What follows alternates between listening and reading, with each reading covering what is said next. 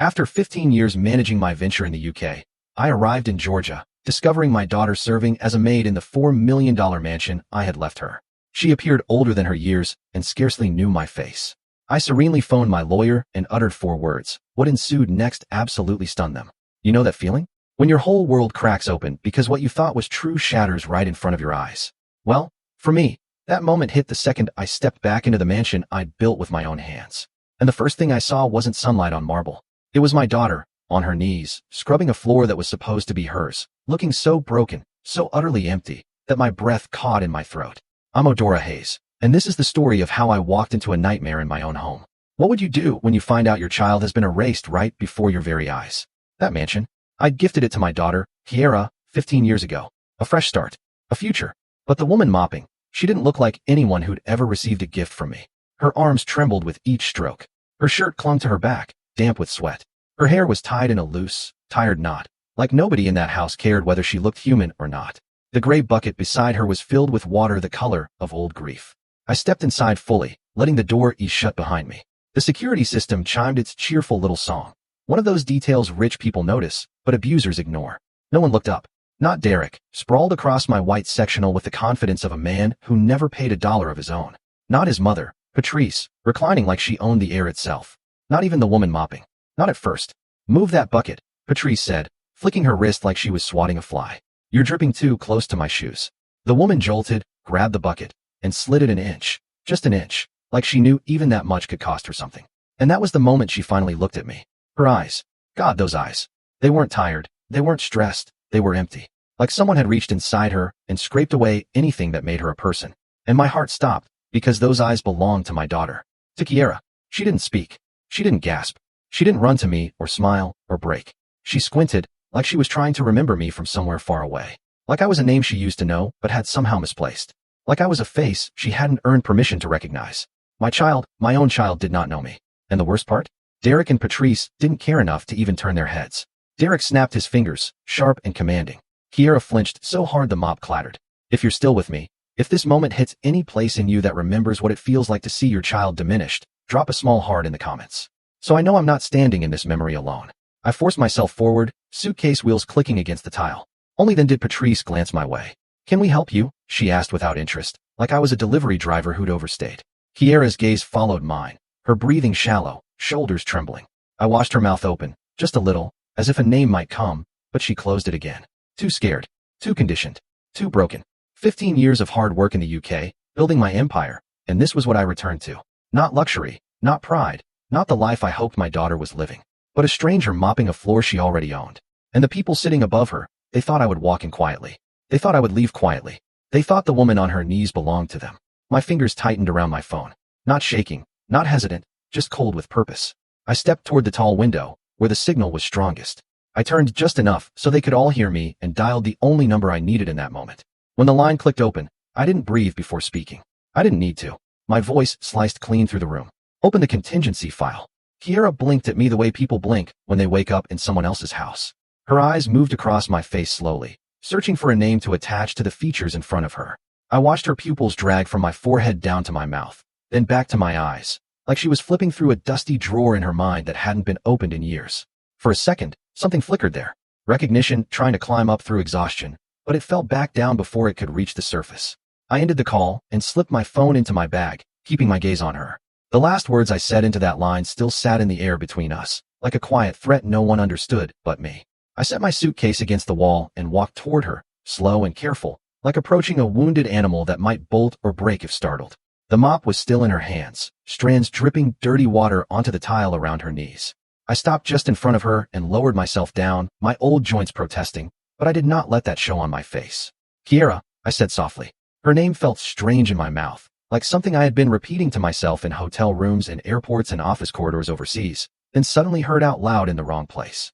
Her whole body flinched, not from surprise at my voice, but with a sharp, instinctive jerk, the way a child reacts when they learn certain sounds are followed by pain. Her grip tightened on the mop handle. Her head dipped, chin to chest. She did not look me in the eye.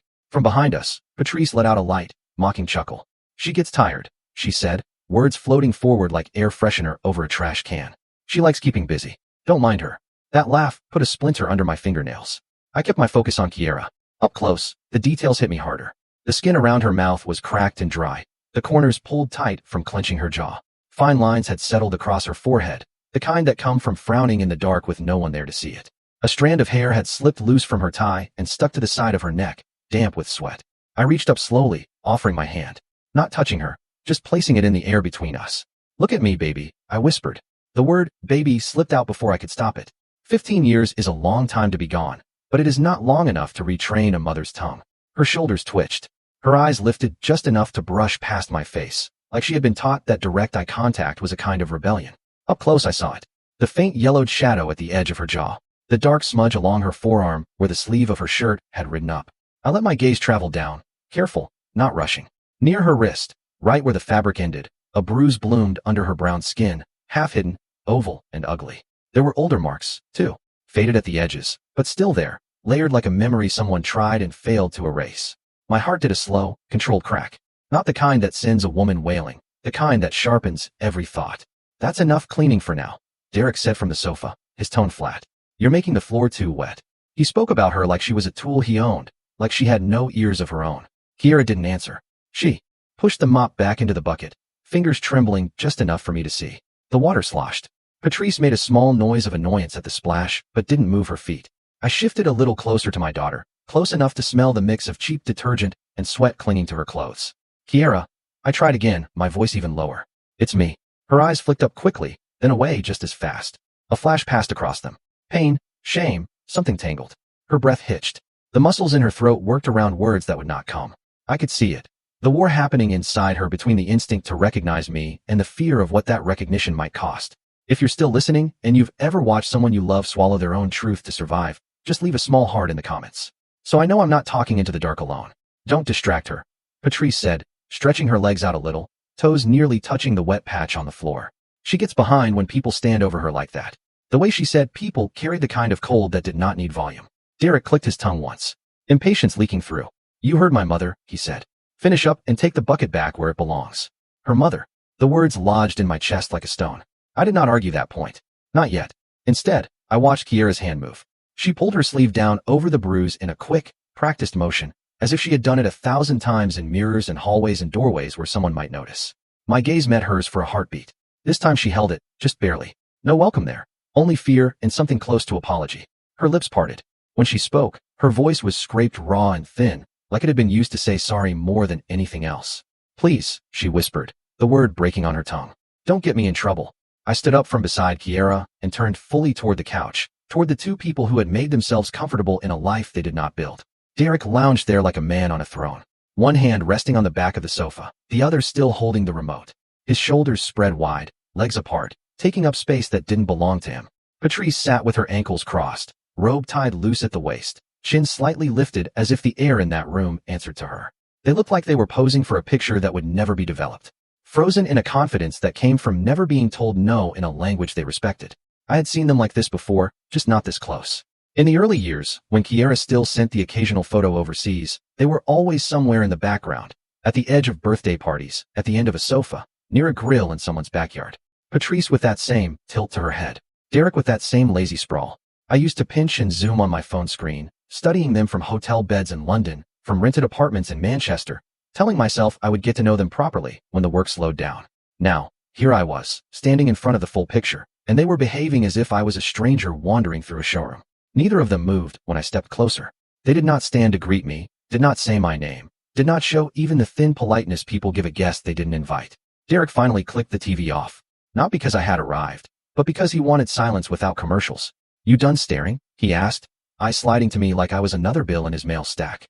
His voice carried a bored edge, like this moment was an interruption in a day he believed he controlled. Patrice shifted slightly, tightening her robe, adjusting the belt with small, precise fingers. Her rings caught the light, stones glinting. I recognized the pattern on one of her bracelets. It matched a set Kiera and I looked at once in a catalog years back, something my daughter had called too fancy for herself, and laughed off. Seeing it on Patrice's wrist settled something heavy in my stomach. I let my gaze move between them, then past them, taking in the room. The cushions bore the slight sag of long use. A pair of slippers I didn't recognize sat neatly under the coffee table. A folded blanket was draped over the back of a chair in the corner. These were the marks of people who lived here, not visitors. Meanwhile, my daughter's presence was marked only by the bucket by the door and the wet streaks on the floor. She stood off to the side now, head bowed, mop held close to her body like a shield that didn't work. When I looked at her again, I saw more than tiredness. Her shoulders sloped forward in a way they never used to, as if gravity had been instructed to press harder on her alone.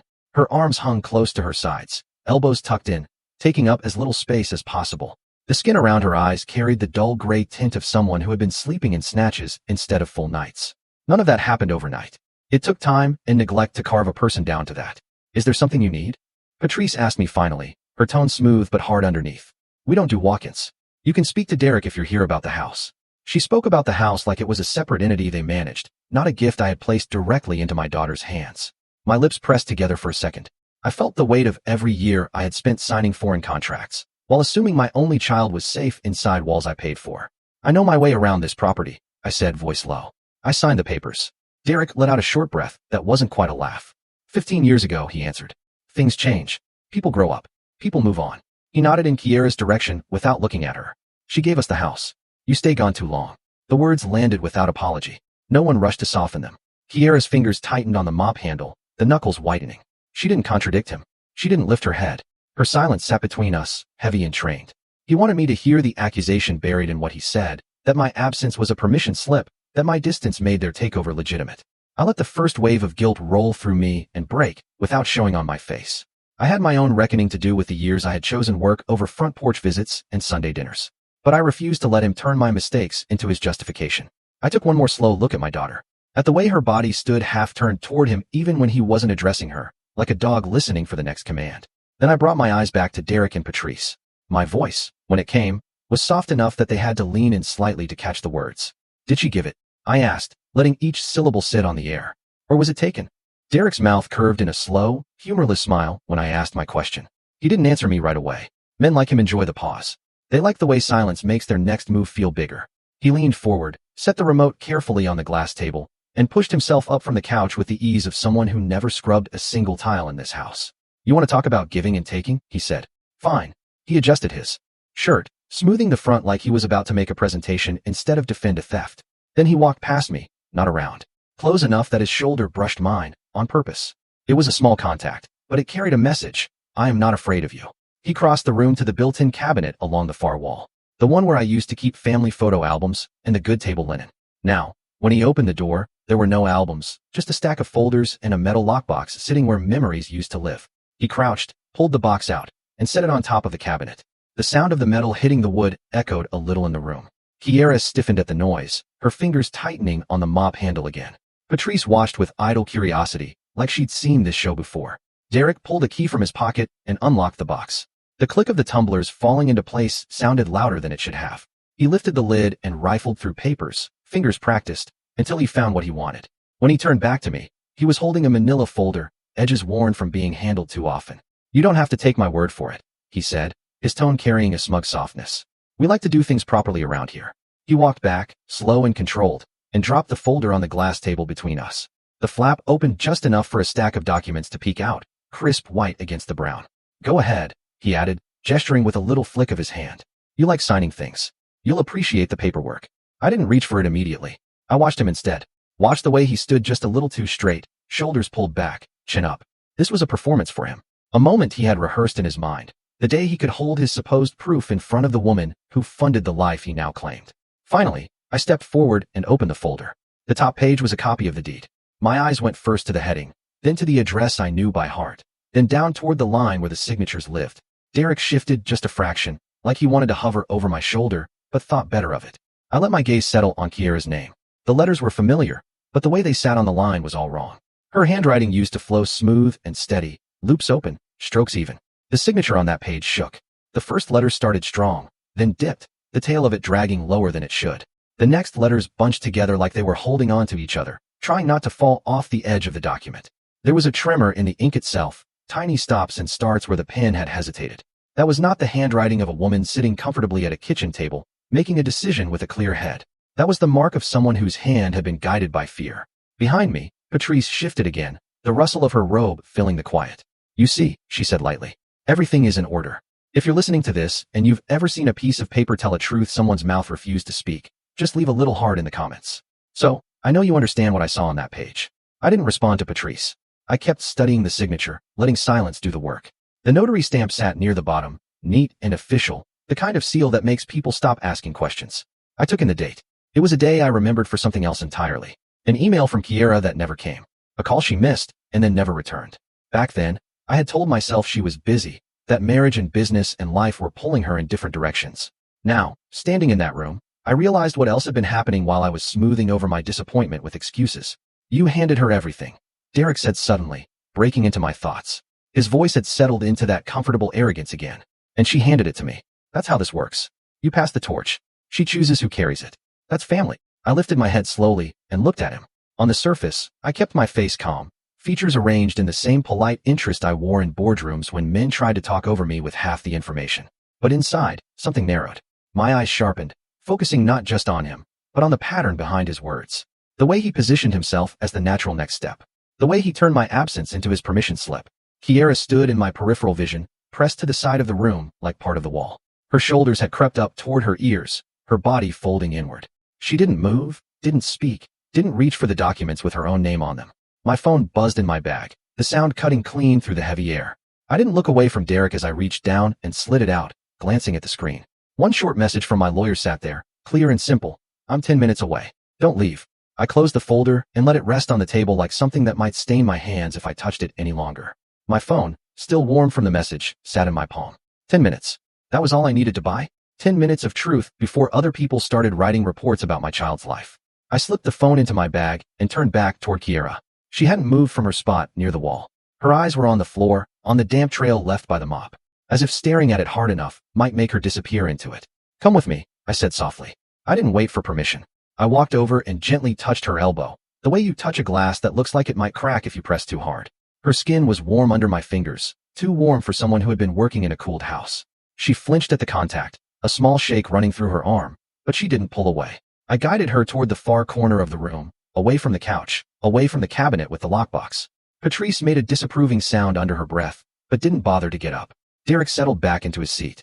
One eye on the TV screen, he turned off, the other pretending not to watch us. In the corner, the light shifted. The angle of the window cast us half in shadow, half in sun. Close enough to be seen if someone wanted to look.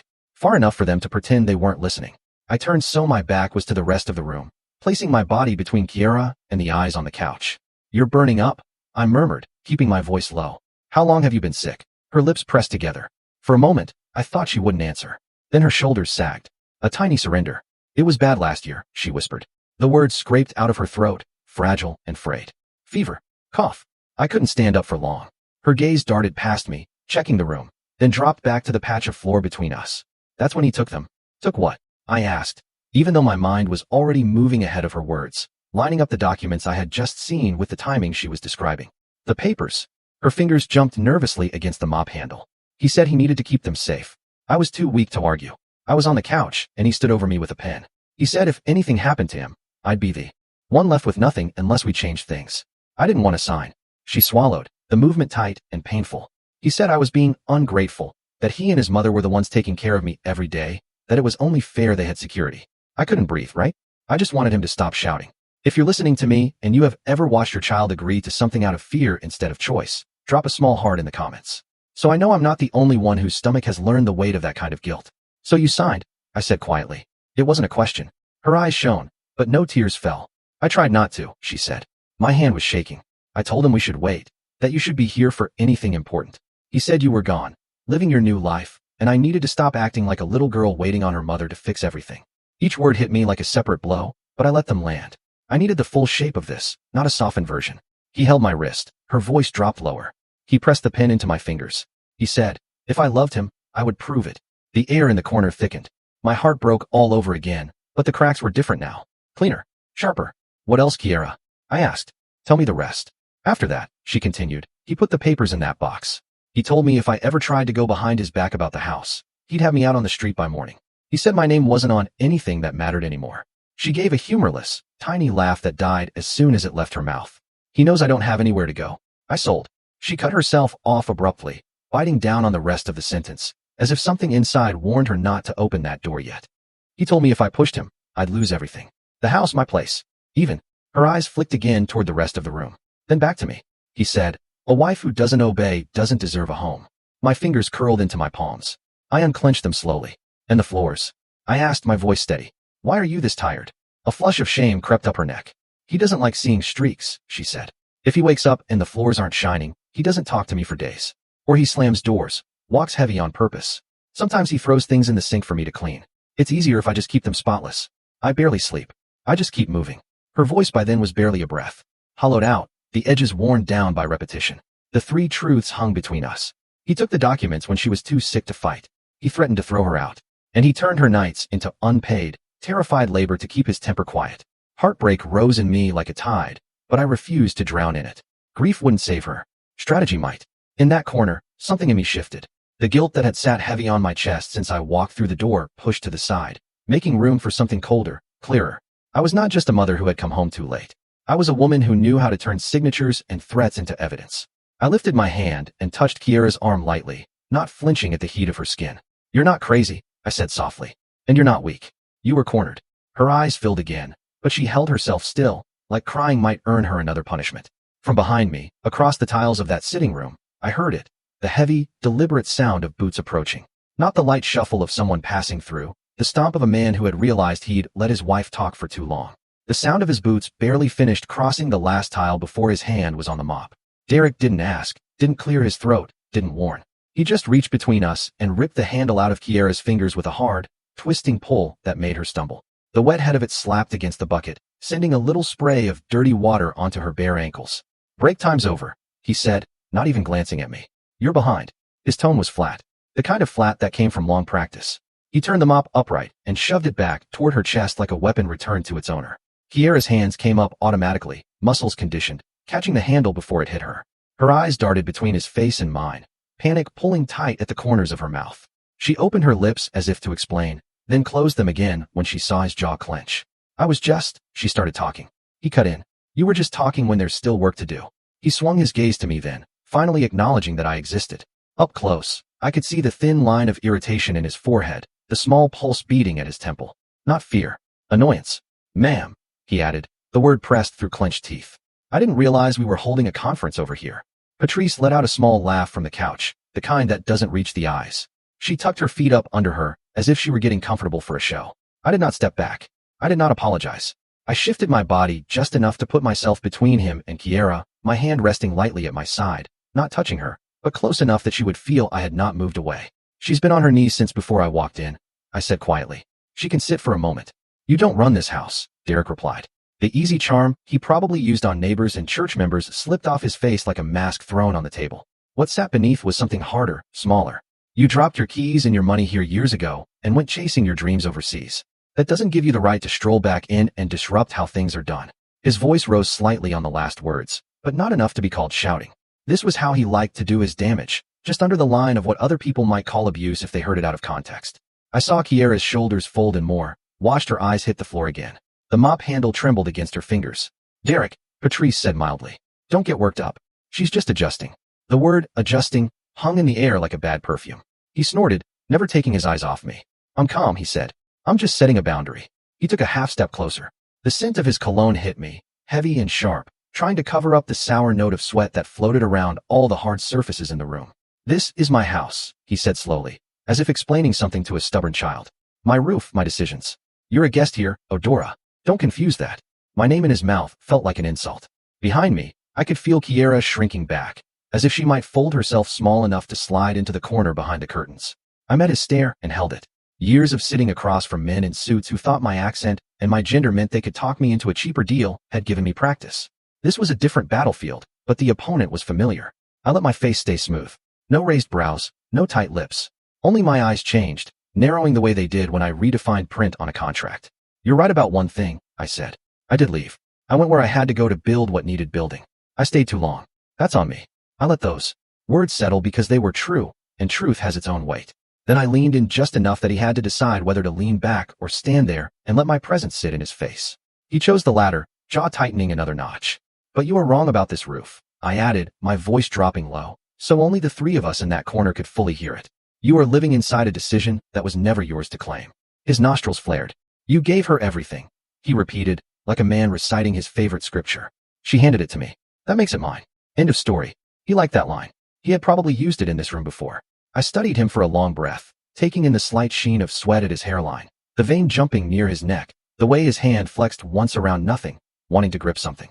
I thought of the signature on that deed, the dates, the tremor in the ink, the fever Kiera had described, the way her hand had been held down. My heartbeat, which had been a wild drum when I first walked into this mansion, settled into something steady, almost frighteningly calm. No, I said finally. Not end of story. The air tightened between us. Patrice shifted again on the couch, her robe rustling. Somewhere deeper in the house, a pipe knocked faintly as water moved through it. Outside, a car rolled past, tires crunching softly over gravel. I saw the moment a flicker of uncertainty tried to creep up the back of Derek's neck. He pushed it down fast. You need to leave, he said, his tone dropping an octave. Today, I'm not going to have you come in here, turning my wife against me, stirring up old things. This is my house. I won't say it again. I let the words hang there, not rushing to reply. Then I straightened my shoulders, lifted my chin, and looked him dead in the eyes. Not for long, I told him. The words came out level, no shout, no tremor, just a quiet statement from a woman who had already set things in motion. A beat later, from the direction of the front door, a firm, heavy knock echoed through the house. The knock sounded again, harder this time, carrying through the walls and into the silent space Derek had tried to own. He turned his head toward the door, a frown cutting across his face. Patrice shifted on the couch, irritation tightening her mouth. Kiera barely moved, but I felt her breath catch behind me. Who's that? Patrice muttered. We're not expecting anyone. Derek hesitated just long enough to show he didn't like surprises, then squared his shoulders and walked toward the foyer. I stayed where I was for a heartbeat, listening. The front door opened with a soft creak. I heard a man's voice, steady and clipped. Afternoon. DeKalb County Sheriff's Office. We're looking for Derek Wells and Patrice Wells. He didn't shout. He didn't sound angry. That made it more dangerous. Calm men with badges rarely come without purpose. I moved closer to the archway leading into the foyer, stopping just before stepping fully into view. From there, I could see enough. Two deputies stood on the front step, uniforms sharp, boots clean, hats low against the sun outside. One held a stack of sealed envelopes in his left hand, the white edges pressing against his fingers. The other had a small notepad tucked into his chest pocket, pen clipped neatly beside it. Their presence changed the air in the house. It felt heavier and cleaner at the same time. Derek braced a hand on the edge of the door, blocking half the opening with his body. That's me, he said. This is my mother. What's this about? He tipped his head toward Patrice, who had risen from the couch and now hovered a few steps behind him, her robe tied tighter. She put a hand on his arm, trying to make it look casual. We haven't done anything, she added quickly. There must be a mistake. The nearest deputy didn't take a step back. He just glanced at her, then back at Derek. We'll explain, he said. But we need to come in. This concerns your residence. The word residence seemed to prick Derek's pride. His jaw flexed. You can explain it right here, he answered. My wife doesn't like strangers coming into her home. I stepped forward, then into the frame of the archway. Let them in, I said calmly. It is my home they're standing in, and I'd like to hear what they came to say. The deputy's gaze flicked to me, assessing. He took in the suitcase by the wall. The mop, the bucket, Kiera's small frame pressed near the corner, Patrice's tight face and robe. He didn't let his surprise show, but I could tell he was collecting details, stacking them silently. If you're listening to me now and you've ever watched authority walk into a room where people thought they would never be challenged, just put a little heart down below. So I know you understand that strange mix of fear and relief. Derek shot me a look over his shoulder, hot and sharp, but he moved aside anyway. Pride bends differently when uniforms are involved. The deputy stepped inside. The taller one closed the door gently behind him, then turned so he could face all of us at once. Mr. Wells, Mrs. Wells, he began, nodding first at Derek, then at Patrice. We're here to serve you with an order issued this afternoon by the county court. Patrice's hand tightened on Derek's arm. I told you we haven't done anything, she said, voice rising. We pay our taxes. We mind our business. Ma'am, the deputy replied. You'll have a chance to respond. Right now, our job is to present this and make you aware of what it means. He unfolded the top envelope, careful not to tear the paper, and pulled out a document. He didn't hand it over yet. He read first. This order places a temporary freeze on all property-related actions regarding this residence. He recited, eyes moving steadily across the page. It also initiates an investigation into suspected coercion, intimidation, and possible forced servitude occurring within these walls. The words dropped into the room one by one, heavy as stones in a still pond. Kiera's head snapped up. I saw her eyes widen, confusion and terror fighting for space. Patrice's mouth fell open, then snapped shut, then opened again like a fish gasping in shallow water. Forced servitude, she repeated. Scandal and fear braided together. That's ridiculous. She's family. The deputy glanced toward Kiera just for a moment, then back at the paper. We're not here to argue the details, he said. We're here to make sure nothing changes about ownership or occupancy until the investigation is complete. No selling, no transferring, no evicting. At that, Derek's eyes sliced toward me. Something ugly moved across his face, a shadow passing behind his stare. The second deputy stepped forward and extended the document. You're both named on the order, he said. We're required to read the key parts to you and confirm you received it. Derek snatched the paper, scanning it too fast to take in much. His nostrils flared. Patrice leaned over his arm, trying to read along, her fingers digging into his bicep. Who started this? She demanded. Who told you anything was wrong here? Neither deputy answered her. They didn't need to. The silence said enough. I stayed by the archway, hands folded loosely in front of me, heart steady. This was only the first crack, but it was a deep one. The foundation they had been standing on for years had just been marked, measured, and tagged for inspection. Derek finally lifted his head from the paper and turned fully toward me. The calm he'd worn like a jacket earlier had slipped off. His eyes were hot now, narrow and dark. His lips pressed into a hard line. He stared at me like he could climb out of his situation by sheer anger. You think this changes anything? He snarled. He spat the words at me like they were supposed to burn. Before I could answer, the sound of another car door shutting floated in from outside. A moment later, the doorbell rang just once, crisp and short. The deputies exchanged a quick look. One of them turned toward the foyer. Expecting someone else, ma'am? He asked me. Yes, I said, my attorney. I didn't take my eyes off Derek when I answered. He laughed under his breath, a low mocking sound. You really think some paper is going to undo what's already done? He said. You're late, Odora. We live here. That's the reality. Patrice straightened her robe again like it was armor, lifting her chin. And we've taken care of Kiera all these years, she added, her voice sliding into something that tried to sound wounded. This is an attack on our family. The deputy at the door opened it. My lawyer stepped in with a kind of calm you only get from decades of walking into rooms where people don't want to see you. Gray at his temples now, briefcase in hand. His suit, a soft navy that didn't shout, but commanded attention all the same. He took in the scene. Deputies, Derek's rigid stance, Patrice's tightened jaw, Kiera in the corner, me near the archway, and gave a small nod in my direction.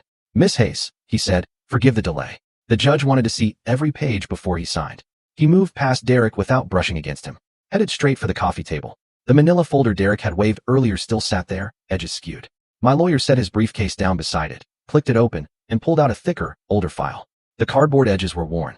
The tab marked with my last name in ink that had faded slightly with time. Seeing it again after all those years felt like watching a version of myself from long ago walk into the room. What is this supposed to be? Derek asked, trying to sound unimpressed. Another stack of accusations. My lawyer didn't rise to the bait. He opened the file with careful fingers and fanned the contents out on the glass surface. The room seemed to lean in. On top lay the original deed. The one I had signed before I ever boarded a plane out of Georgia, back when Kiera's laughter still filled these rooms.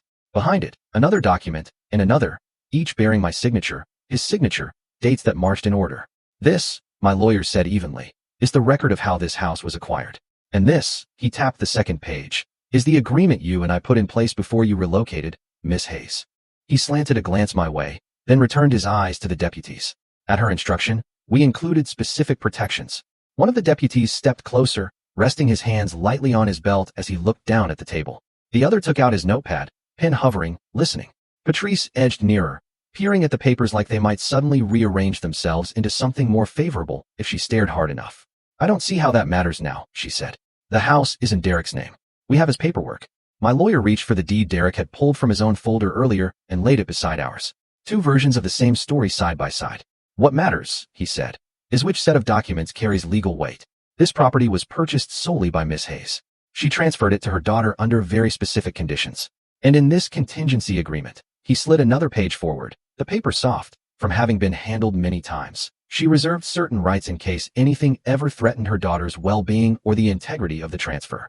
I remembered sitting in his office all those years ago, the air cool and quiet, as we talked through worst-case scenarios I had believed would never happen. He had asked me, "Are you sure you want to think this far ahead?" And I'd said yes, because loving somebody means signing for storms even when the sky looks clear. What conditions? One of the deputies asked.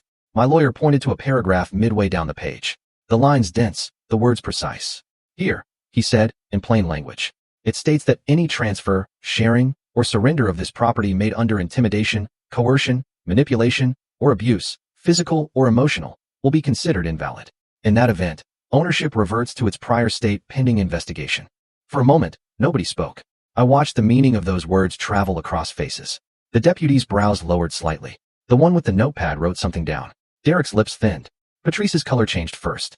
The flush that had risen in her cheeks when the deputies arrived drained away, leaving the skin around her mouth a chalky, uneven shade. Her eyes flicked to Kiera, then back to the documents, then to me. That doesn't prove anything, she said. But the edge in her voice had dulled. If you have ever seen somebody realize that the trap they set for someone else might just close on them instead, you know that silence that comes right before they start scrambling. Drop a heart in the comments if you've watched that shift happen. My lawyer folded his hands loosely in front of him. On its own, this contingency agreement is just words on paper, he said. But in context with the property freeze, with the questionable signature Mr. Wells produced, with Miss Hayes's account of what she found when she returned, it becomes something else. One of the deputies nodded slowly, especially paired with visible signs of distress, he added, his gaze sliding toward Kiera. She shrank back from the attention, fingers twisting in the hem of her shirt. Derek stiffened. She's fine, he snapped. She's tired. That's all. You can't come in here and throw around words like coercion, because her mama's feelings are hurt. The deputy closest to him straightened a fraction. Sir, he said, his tone cooling. Right now, we're not making conclusions. We're noting concerns. And between what we've seen, what's written here, and the conditions outlined in this agreement. He glanced back at my lawyer, who gave a single small nod. The lawyer's voice stayed measured, but there was steel under it now. Deputies, he said, we have reason to suspect abuse occurred here. For a moment after my lawyer spoke, the room held its breath. The words suspect abuse don't just sit on top of the air. They sink down into it and change the way everybody moves. One of the deputies cleared his throat softly, then turned his full attention to Kiera. He didn't crowd her. He took a slow step in her direction, hands still resting on his belt. Voice lowered. Ma'am, he said, can I speak with you for a second? Kiera froze. Her fingers clenched at the hem of her shirt, twisting the fabric. Her eyes flicked to Derek, then to Patrice, then to me, like she was trying to decide which pair of eyes held the least danger. She's tired. Patrice cut in, a little too quickly. She doesn't need all this stress. We've told you there's been a misunderstanding. The deputy didn't look at her. Ma'am, he repeated gently to my daughter.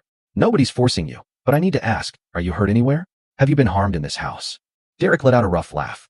Oh, come on, he said. This is ridiculous. She's clumsy, that's all. She bumps into things. Then her mama flies in from overseas, and suddenly everyone's calling it abuse.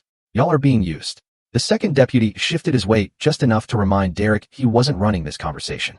We're just asking questions, he said. She can answer for herself. Kiera's throat bobbed. I could see her chest rising faster, breath shortening, like her body was trying to pull in enough air for two different answers at once.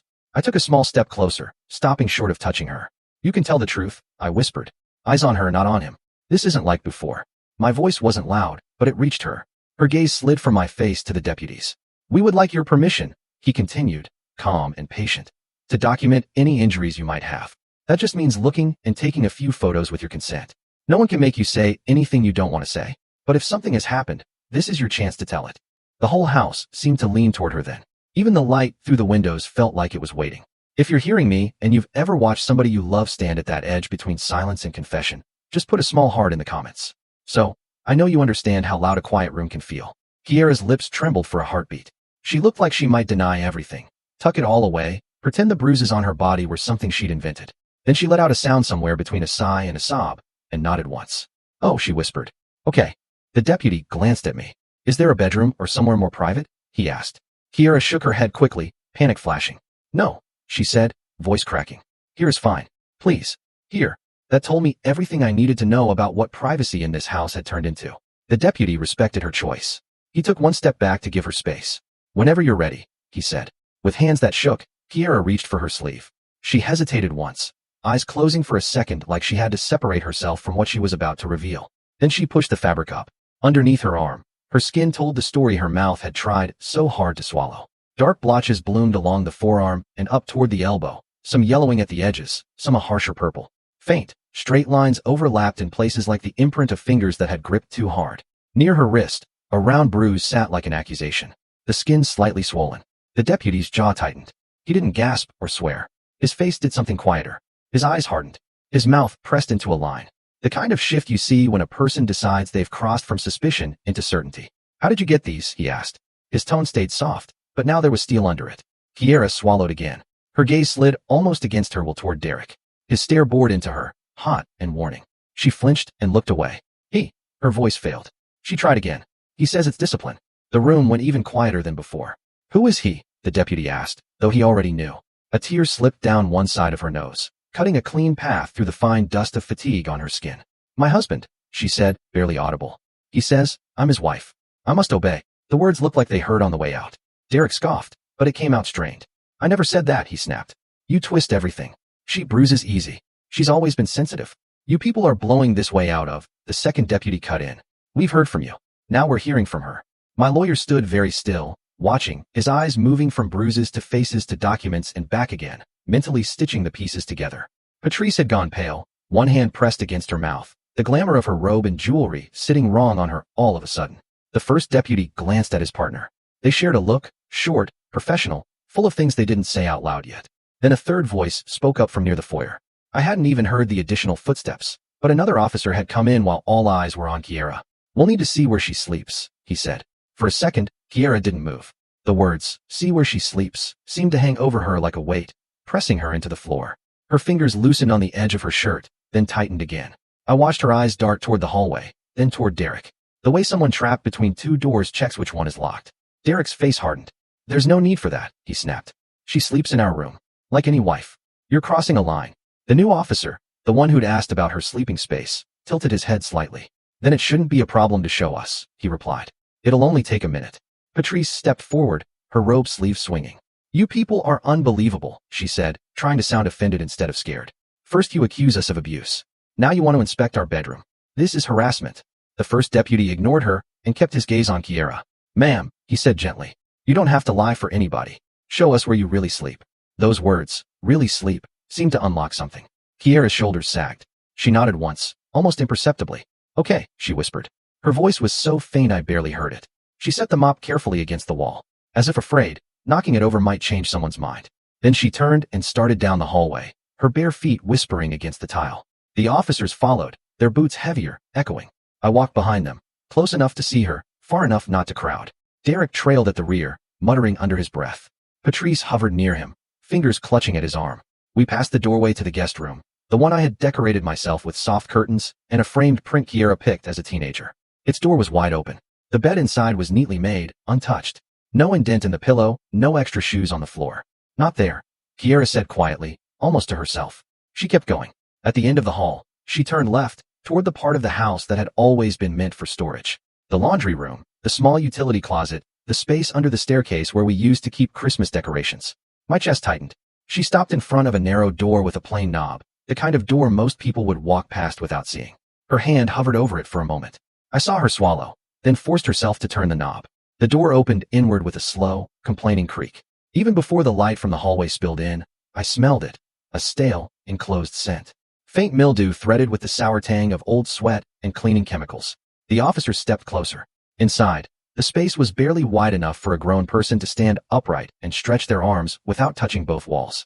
There was no window, no lamp, no soft rug, just a thin, flattened mattress on the floor. Its edges frayed, one corner stained darker than the rest. A single blanket lay crumpled near the foot of it, balled up like it had been kicked off in some restless, cramped sleep. Next to the mattress sat a plastic bucket, clean but unmistakable in its purpose. A small shelf had been rigged up from a piece of scrap wood and two bent brackets.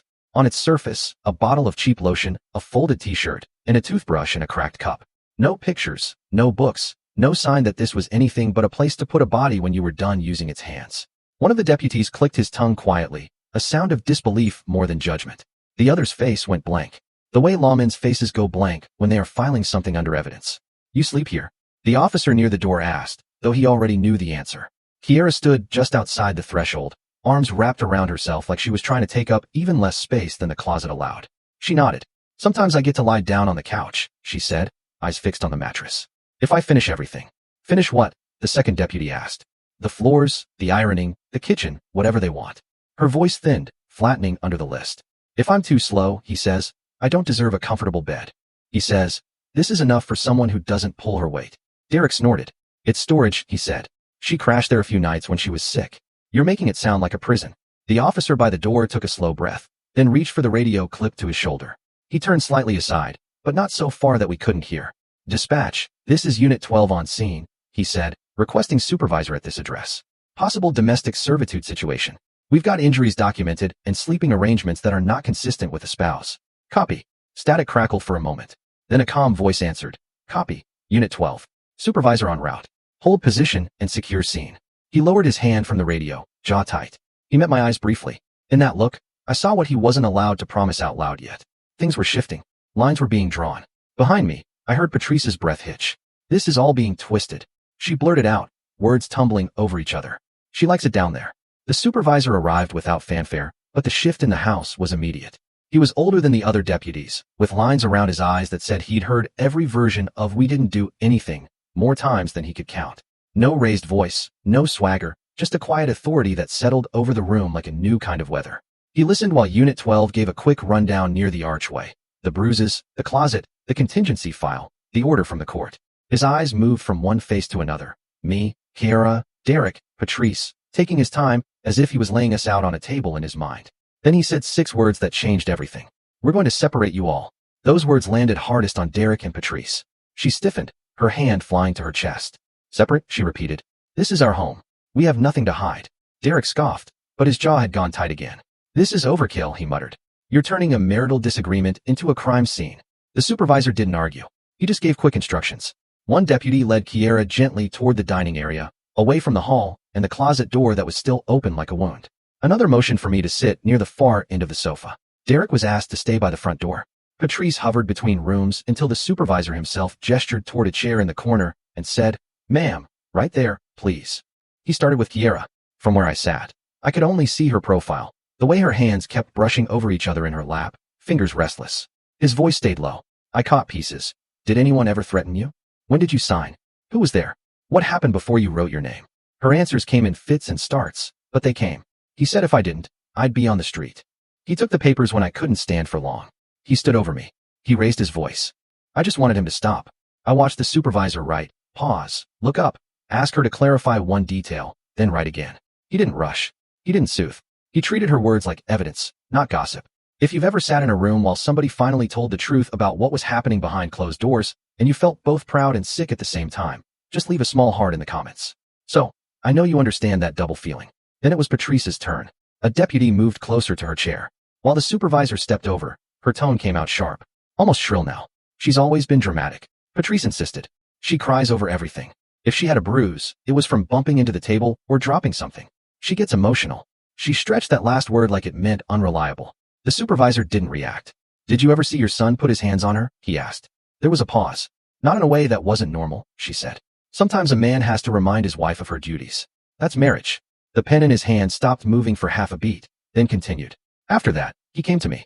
Up close, I could see the dark stubble on his jaw, the faint coffee stain on his sleeve. Real man, long day. Miss Hayes," he said, "I need your statement. Start from when you walked in today. Only what you personally saw and heard." So I did. I told him about the first thing I saw being my daughter on her knees. The way nobody looked up when I opened the door. The snapping fingers. The mop. The signature that shook across the page. I told him about the heat in her skin. The things she whispered in the corner about papers taken when she was too sick to fight. About nights she stayed awake to keep the floors shining for a man who liked power more than rest. I did not add extra. I did not soften. I gave him what belonged to my eyes and ears and left out what came from my imagination. When I finished, he nodded once and closed his notebook. Then he walked to Derek. Up until then, Derek had been pacing by the door, arms folded tight across his chest, eyes darting from one cluster of conversation to another. The supervisor stopped a few feet away from him, leaving a pocket of space. "Mr. Wells," he said, "your turn. I want to hear your side." Derek huffed. "My side is simple," he said. "My wife has been under stress. She overreacts. She doesn't always remember things right. She grew up with her mother doing everything for her. And now she thinks being treated like an adult is abuse. She's unstable sometimes. Dramatic. You can't build a case off hurt feelings and a messy closet." He gestured vaguely toward the hallway. "She wanted to sleep near her cleaning supplies. Said it made her feel productive. Nobody forced her." The supervisor's face stayed neutral, but his eyes sharpened. "She says you held her wrist while she signed over access to the house," he said. "She says you threatened to throw her out. She has recent injuries and no proper bedroom. You're telling me all of that is just stress?" Derek lifted his chin. "People say things in the heat of the moment," he replied. "If she didn't want to sign, she wouldn't have. She's not a child." She agreed.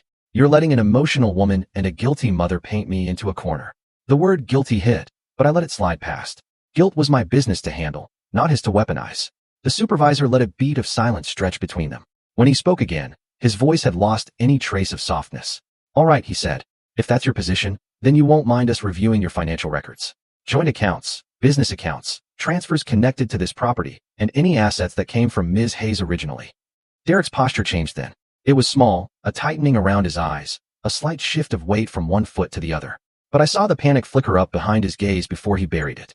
"You can't just dig through my money because some woman is tired," he snapped. "You need a reason." The supervisor nodded once. "That's what we're building," he answered evenly. "And right now, given what we've seen and heard, we have enough to start." He glanced at the deputies. "Take Mr. Wells outside while we secure the scene and make some calls," he instructed. "He's not under arrest at this moment, but he doesn't need to be in the middle of this next part." One deputy stepped to Derek's left, another to his right, not touching him, but close enough that the line was clear. "This is my house," Derek said again, but there was less power in it now. They guided him toward the door, firm and professional. When it closed behind them, the sound didn't just cut off his voice. It sealed him on the wrong side of his own front step. They brought us outside like they were opening the house up to new air. The front yard had that late afternoon hush, the sky softening from blue toward gold, but my body didn't feel any of it. A patrol car idled at the curb, lights off for now, engine humming low. Derek stood near it with two deputies, arms folded, pacing in a tight line, talking fast. I made myself look away from him. He wasn't my assignment anymore. A folding clipboard appeared in the supervising officer's hand as he guided me toward the hood of another car parked in the driveway. "Miss Hayes," he said, "I'm going to take your full statement now. Written and verbal. I know you're tired, but this part is important." I straightened my back. Tired or not, this was the one thing I knew how to do. Put events in order and stand by them. He handed me a pen and positioned the form under my hand, then clicked on a small recorder and set it between us. "Start from when you arrived at the residence today," he said. "Stick to what you saw and heard." So I did. I told him I stepped into the house and saw my daughter on her knees mopping a floor she already owned while her husband and mother-in-law sat on my furniture, giving orders. I told him no one acknowledged me at first. How he snapped his fingers to make her move faster. How her hands shook on the mop handle. I described the way she flinched when I said her name. The bruises at the edge of her sleeve. The heat in her skin when I touched her arm. My handwriting stayed surprisingly neat as I wrote it all down, line after line. Years of filling out forms and contracts in strange offices had trained my hand not to wobble under pressure. He listened without interrupting, just nodding occasionally, asking me to repeat a word here or there so it would be clear on the recording. "You mentioned photographs earlier inside," he said when I paused. "You said you took some when you first arrived." Before they really looked at me, I answered. I reached into my bag. I pulled out my phone like I was checking messages. I took 2 pictures of her, one from the doorway, one when she moved closer to the couch. I wanted proof of how she looked before anybody could say I was exaggerating. I scrolled to the photos and turned the screen so he could see Kiera bent over the mop bucket. Shoulders slumped, eyes hollow. The Wells pair in the background like they were watching a show. The officer's jaw clenched just a fraction. "Can you email these to the address on this card?" he asked, slipping a small contact card from his pocket. "We'll back them up to the case file." "I'll do it now," I said. My fingers moved over the screen, forwarding the images while he noted the time and file names. If you're listening to me and you've ever reached a point where you stopped begging and started documenting, just drop a small heart in the comments. So, I know I'm not the only mother who learned to turn her pain into evidence. When I finished writing, he took the clipboard, glanced over my statement, then had me sign and date the bottom. "This lines up with what my deputies observed," he said quietly. "We're also going to get an official medical assessment for your daughter. Her condition is concerning." The words "concerning condition" were too small for what I'd seen in her eyes. But I understood he had to talk like a report, not a mother. "What happens now?" I asked. I kept my voice even. I wasn't asking for comfort. I needed a sequence. "Right now, we lock this down," he replied. "No one changes paperwork. No one moves money. No one moves her out of that house without us knowing. We're drafting an affidavit for an arrest warrant and additional search authority. My officers inside are finishing the scene notes." He glanced toward the front door where another deputy was moving in and out, carrying clipboards, talking briefly into his radio. "Financial Crimes Unit is already pulling what they can on the property and related accounts," he added. "They work fast when something smells off." I thought of Kiera's voice in the corner of that sitting room, the way it had thinned out around words like threat and street. And if I loved him, I would prove it. Something hard and cold settled deeper inside me. I wasn't running on rage anymore. This was a different fuel. "She's not going back in that closet tonight." I said it wasn't a plea. It was a line I needed on record. He met my eyes. "Not if I have anything to say about it," he answered. His radio crackled. Then a short burst of static followed by a voice I didn't recognize. He lifted it to his ear, listening. "Copy," he said. "Send him out." A younger deputy stepped out of the house a moment later, moving with that focused urgency that meant he'd heard something worth carrying himself. He walked straight up to us, nodding at his supervisor before turning to me. "Ma'am," he said, catching his breath just a little. "Financial Crimes found something you'll want to hear." The younger deputy's words sat between us like they'd been wrapped in ice. "Financial Crimes found something you'll want to hear." His eyes flicked to me, then to the supervisor, then briefly toward the patrol car, where Derek still paced in the half-shadow of the flashing bar. Handcuffed in front now, not behind. Not arrested, but not free. The supervisor nodded once. "Let's step back inside," he said. "I want everyone who needs to hear this to hear it." My legs felt older than they had that morning, but I walked with them anyway, back through the doorway, past the entry rug I'd picked out from a catalog years ago, into the same sitting room where I first saw my daughter on her knees. Kiera sat on the edge of the couch now, arms wrapped around her middle, as if she were holding herself together from the outside in. Patrice stood near the far wall, one hand braced on a side table, mascara smudged under her eyes. My lawyer remained by the coffee table, documents still spread out in neat rows. The supervisor motioned the younger deputy forward. "Tell them," he said. The deputy took out a small notebook, though it looked more like a prop for his memory than something he needed. "We pulled records back 5 years, he began, starting with assets tied to Ms. Hayes and any subsequent transfers. The salon on Peachtree? My hands came up early. My heart squeezed when I heard the name. I pictured the soft yellow walls, the chairs I'd saved months to buy, the mirror where I watched Kiera learn to braid hair like it was prayer. That property was sold 4 years ago, he continued. The bill of sale shows your daughter, Miss Hayes, he nodded toward me, as the legal seller. Large lump sum. Signatures check out as hers. I nodded once. This part somehow didn't surprise me anymore. I had felt something missing in her voice even in those short, scattered calls back then. Where did it go? I asked. The money. He glanced down at his notes. That's where it gets interesting, he said. The funds were deposited into a joint account opened by Kiera and Patrice Wells. Every head in the room turned toward Patrice. Her lips parted. I was helping her manage things, she cut in quickly. She didn't know how to handle that kind of money. She asked me to. 3 days after the deposit. The deputy continued, not raising his voice. A large portion of that money was transferred into an account labeled Medical Reserve. The memo lines mentioned cancer treatment. The word hit me like a slap I hadn't seen coming. I heard it again, this time in Kiera's voice, the way she used to say it on the phone. Soft and rushed. Patrice is sick. It's serious. They're saying cancer. My fingers dug into my palm. We checked with the hospital listed in the memo, the deputy went on. Their system has no record of Patrice Wells ever being admitted, consulted, or treated for cancer. No oncology visits, no imaging, nothing matching the dates or amounts. The room tilted just a little. The deputy's words kept going. We also cross-checked outpatient clinics and local specialists. Same result. There's no medical paper trail to match where that money was supposed to go. For a moment, nobody spoke. The lie sat there, exposed, ugly and raw. Patrice's face went slack, then tightened again. Not every illness goes through insurance. She snapped. We paid cash. Private doctor. You don't know everything about my body. Even now, she tried to pull privacy like a curtain over her dishonesty. The supervisor's gaze didn't waver. We'll be requesting full documentation, he said. Invoices, prescriptions, anything to support that claim. Right now, all we see is a large business sale, a transfer, and no matching medical records. My lawyer stepped in then, his voice gentle but edged. Kiera, he said quietly, turning toward my daughter. When you sold that salon, did you do it because you believed Patrice was sick? Her whole body flinched at hearing her name. She looked like someone had just opened a door she'd been pressing her back against for years. She said she was dying, Kiera whispered. Her hands gripped her knees, fingers digging into the thin fabric. She said the insurance wouldn't cover everything. She didn't want to be a burden on Derek. She cried. She said, God wouldn't forgive me if I let her go to the grave knowing I had money and wouldn't help. The words started spilling faster now, like a dam had cracked. I didn't tell you, Mama, she sobbed. I was ashamed. I knew you gave me that shop to stand on my own. I didn't want you to think I was weak or ungrateful. She told me not to call you. She said you were busy with your new life. And this was my chance to prove I could make sacrifices like you used to. Her shoulders shook. So I signed it away. The chairs, the mirrors, the regulars who used to ask about you. All of it. I sold your gift to save her. Her voice broke on that last word. My chest ached in a way no plane ride, no boardroom, no empty hotel room had ever managed to reach. Betrayal wrapped around grief, but not at her. Never at her. Patrice's eyes darted wildly now, like she was searching for a version of this story that made her look less monstrous. I was sick, she insisted. I had symptoms. The doctor said it might be cancer. We were preparing. With no follow-up, my lawyer asked quietly. No records? No treatment? She didn't answer. The supervisor drew in a slow breath and let it out.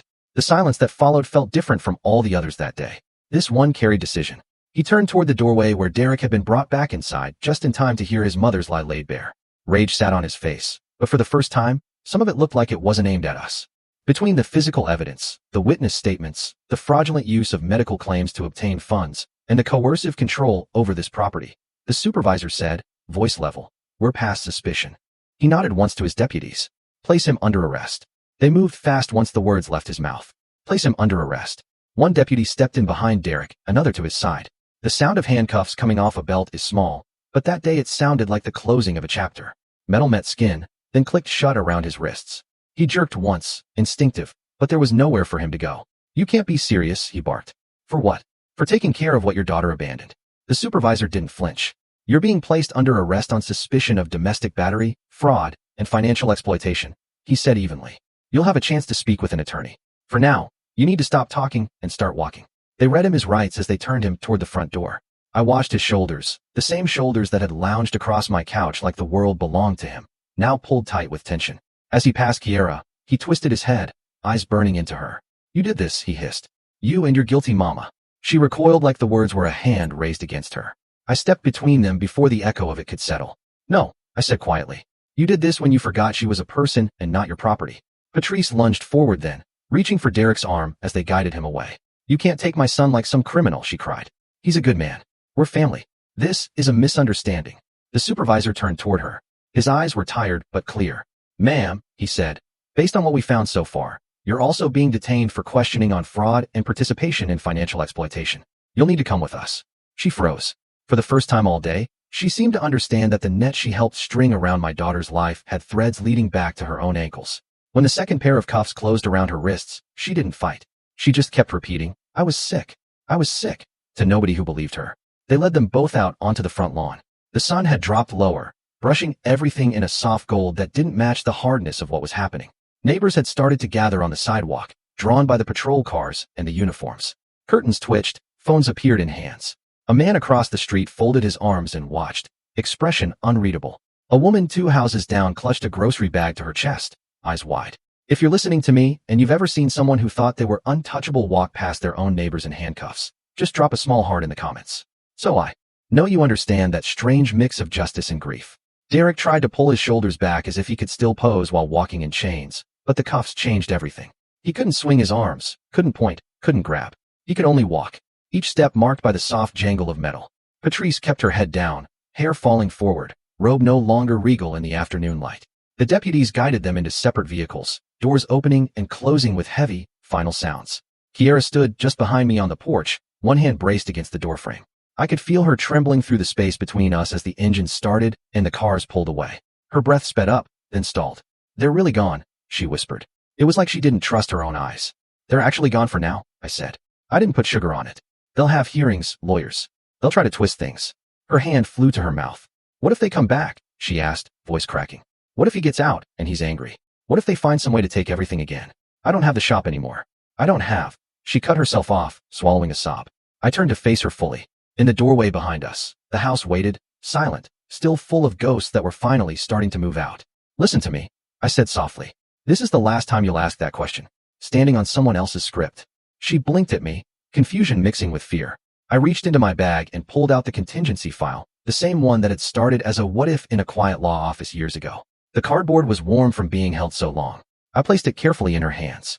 She stared down at it like it might burn her. What is this? She whispered. Insurance, I said. Not the kind they sell over the phone.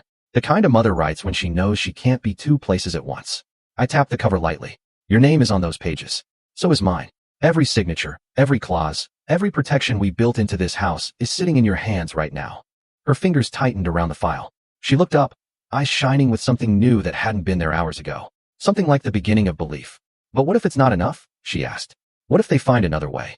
I stepped closer, close enough to see my own reflection in her pupils, older and more tired than I remembered, but still standing. Baby, I said, my voice steady. This house was always yours. They just thought you were alone. It was almost dark when she finally stood in front of that door. The master bedroom had been at the end of the hallway since the day this house was built. But to Kiera, it looked like a country she didn't have a passport for. Her bare feet hovered on the line where the hallway met the bedroom carpet, like crossing it might wake up ghosts. The deputies were gone. The cars had rolled away. The house was quiet in a way I'd never heard before. No television, no orders, no heavy footsteps meant to make someone flinch. Just the soft hum of the air conditioner and our breathing. Her fingers tightened around the contingency file, pressed to her chest. You sure I can go in? She asked. It broke my heart that she needed to ask permission to step into a room with her own name on the deed. I leaned against the opposite wall, not touching her. Close enough for her to feel I was there. You don't need my permission, I said. But yes, I'm sure. Open it. She reached for the knob like it might burn her. It turned smoothly under her hand. Something flickered in her eyes. Surprise. Then something like anger that it had always been this easy, and still felt so impossible. She pushed the door open. The room smelled faintly of fabric softener and a perfume I didn't recognize, something sharp and floral. The bedspread was different from the one I'd picked years ago. Patrice's taste stamped over mine. But the bones of the room were the same. Big windows, high ceiling, the headboard I paid for in cash.